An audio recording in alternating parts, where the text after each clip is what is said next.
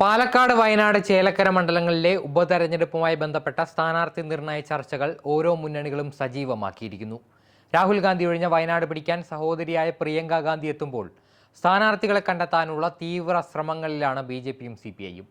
ഇക്കഴിഞ്ഞ പൊതു തെരഞ്ഞെടുപ്പിൽ രാഹുൽ ഗാന്ധിയോട് മത്സരിച്ച് പരാജയപ്പെട്ട ആനി രാജയുടെ പേര് വീണ്ടും വയനാട്ടിൽ ഉയർന്നു കേൾക്കുന്നുണ്ട്.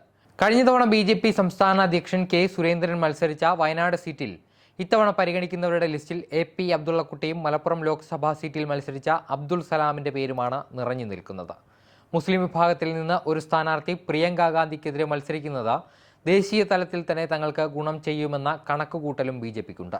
ഷാഫി പറമ്പിൽ വടകരയിലേക്ക് ചേക്കേറിയതോടെ ഒഴിവുവന്ന പാലക്കാട് നിയമസഭാ സീറ്റ് നിലനിർത്താൻ കോൺഗ്രസ് ഇറങ്ങുമ്പോൾ അവിടെ മത്സരം ബി.ജെ.പിയുമായാണ്. 2021 നിയമസഭാ തെരഞ്ഞെടുപ്പിൽ ഷാഫിയോട് മത്സരിച്ച ബി.ജെ.പി സ്ഥാനാർത്ഥി ഇ ശ്രീധരൻ രണ്ടാം സ്ഥാനത്ത് എത്തിയിരുന്നു. മത്സരത്തിൽ 3859 വോട്ടിന്റെ ഭൂരിപക്ഷത്തിനാണ് ഷാഫി പറമ്പിൽ നിയമസഭയിലേക്ക് ജയിച്ചു കയറിയത്. ആദ്യഘട്ടങ്ങളിൽ ഇ ശ്രീധരന്റെ പേര് പാലക്കാട് പറഞ്ഞു കേട്ടെങ്കിലും ഇനി മത്സരരംഗത്തേക്കില്ലെന്ന നിലപാടിലാണ് അദ്ദേഹം. 2016 നിയമസഭാ തെരഞ്ഞെടുപ്പിൽ ഷാഫിയോട് മത്സരിച്ച് രണ്ടാം സ്ഥാനം പിടിച്ച ശോഭാ സുരേന്ദ്രന്റെ പേരും പാലക്കാട് പരിഗണിക്കപ്പെടുന്നുണ്ട്. എന്നാൽ ശോഭാ സുരേന്ദ്രന് പാലക്കാട് മത്സരിക്കാൻ താൽപ്പര്യമില്ല എന്നാണ് സൂചനകൾ. ബി.ജെ.പിയുടെ സംഘടനാ ചുമതലകളിൽ ശ്രദ്ധ കേന്ദ്രീകരിക്കാനാണ് അവർക്ക് താൽപ്പര്യം. അവിടെ പരിഗണിക്കപ്പെടുന്ന മറ്റൊരു പേരാണ് സന്ദീപ് വാര്യരുടേത്. പാലക്കാട് ജില്ലക്കാരനായതുകൊണ്ട് തന്നെ മണ്ഡലത്തിലെ പ്രബലമായ ഹിന്ദു സവർണ വോട്ടുകൾ നേടാൻ അദ്ദേഹത്തിന് സാധിക്കുമെന്നാണ് വിലയിരുത്തപ്പെടുന്നത്. ഏറെക്കുറെ സന്ദീപ് വാര്യർ പാലക്കാട് ബി.ജെ.പിയുടെ സ്ഥാനാർത്ഥിയാകാനുള്ള സാധ്യതകൾ തന്നെയാണ് ഇപ്പോഴും കൂടുതൽ. ഷാഫിയുടെ ഒഴിവിൽ പാലക്കാട് നിലനിർത്താൻ കോൺഗ്രസ് പരിഗണിക്കുന്ന ഒന്നാമത്തെ പേരുകാരനാണ് രാഹുൽ മാങ്കൂട്ടത്തിൽ.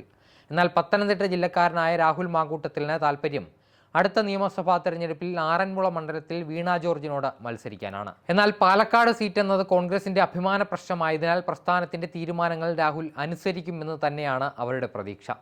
കെ രാധാകൃഷ്ണൻ ആലത്തൂരിൽ നിന്ന് വിജയിച്ച് ലോക്സഭയിലേക്ക് പോയതോടെ ഒഴിവുവന്ന ചേലക്കര നിയമസഭാ മണ്ഡലത്തിൽ സ്ഥാനാർത്ഥിയെ കണ്ടെത്താനുള്ള തീവ്ര ശ്രമത്തിലാണ് സി.പി.എം. മണ്ഡലം രൂപീകരിച്ച കാലം മുതൽ ഇങ്ങോട്ട് തുടർച്ചയായി നടന്ന 6 നിയമസഭാ തെരഞ്ഞെടുപ്പുകളിലും വിജയം സി.പി.എമ്മിനൊപ്പം തന്നെയായിരുന്നു. അവിടെ നിന്ന് 5 തവണ നിയമസഭയിലേക്ക് തിരഞ്ഞെടുക്കപ്പെട്ട ആളാണ് കെ രാധാകൃഷ്ണൻ. 2016 രാധാകൃഷ്ണൻ മത്സരരംഗത്ത് നിന്ന് മാറി നിന്നപ്പോഴും ചേലക്കര മണ്ഡലം സി.പി.എമ്മിനെ കൈവിട്ടില്ല. UR പ്രദീപായിരുന്നു ആ തെരഞ്ഞെടുപ്പിൽ അവിടെ നിന്ന് വിജയിച്ചത്.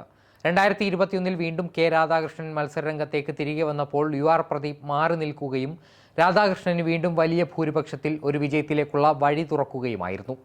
രാധാകൃഷ്ണൻ ലോക്സഭയിലേക്ക് പോകുന്നതോടെ വീണ്ടും മണ്ഡലത്തിലേക്ക് UR പ്രദീപിന്റെ പേരുകൾ തന്നെയാണ് ഉയർന്നു കേൾക്കുന്നത്. അതിന് തന്നെയാണ് സാധ്യതയും കൽപ്പിക്കപ്പെടുന്നത്.